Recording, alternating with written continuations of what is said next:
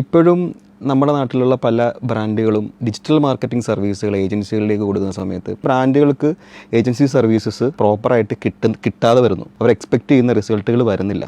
ഇതിൻ്റെ ഒരു റീസൺ എന്തായിരിക്കും?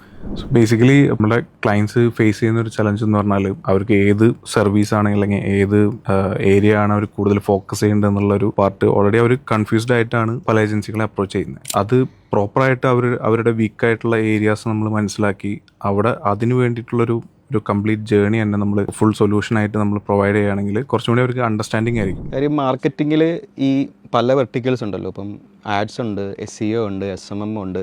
അപ്പോൾ ഇതിനെല്ലാം ഒരു ഇൻഡിവിജ്വൽ സർവീസുകളായിട്ടാണ് പൊതുവെ എല്ലാവരും കാണുന്നത് അല്ലേ. എനിക്ക് SEO വേണം അല്ലെങ്കിൽ ആഡ്സ് വേണമെന്ന് ഇത് മിക്കവാറും ഡിസൈഡ് ചെയ്യുന്നത് ബിസിനസ് ഓണേഴ്സ് തന്നെ.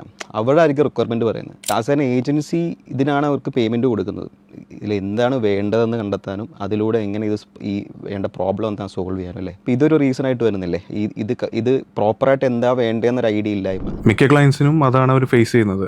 അവർക്ക് എവിടെ ഫോക്കസ് ചെയ്യണമെന്ന് അറിയാതെ ഒരു ആസ് എ ഹോൾ ഒരു ഡിജിറ്റൽ മാർക്കറ്റിംഗ് സർവീസിലോട്ട് വരികയാണ്. ആക്ച്വലി അവർക്ക് SEO ആണോ അവർ വീക്കായിട്ടുള്ളത്, ആഡ്സിലാണോ വീക്കായിട്ടുള്ളത്, അതൊരു കംപ്ലീറ്റ് ഓഡിറ്റിങ്ങിലൂടെ ഒരു സൊല്യൂഷനായിട്ട് പ്രൊവൈഡ് ചെയ്യുമ്പോഴാണ് ഒരു കൂടുതൽ അണ്ടർസ്റ്റാൻഡിങ് വരുന്നത്. അവർക്ക് ഫോക്കസ് ചെയ്യേണ്ട ഏരിയ ഇവിടെയാണ്, വീക്കായിട്ടുള്ള ഏരിയ ഇതാണ്. അപ്പോൾ അങ്ങനെ ഒരു അപ്രോച്ചാണ് ആക്ച്വലി ക്ലയൻസിന് വേണ്ടത്.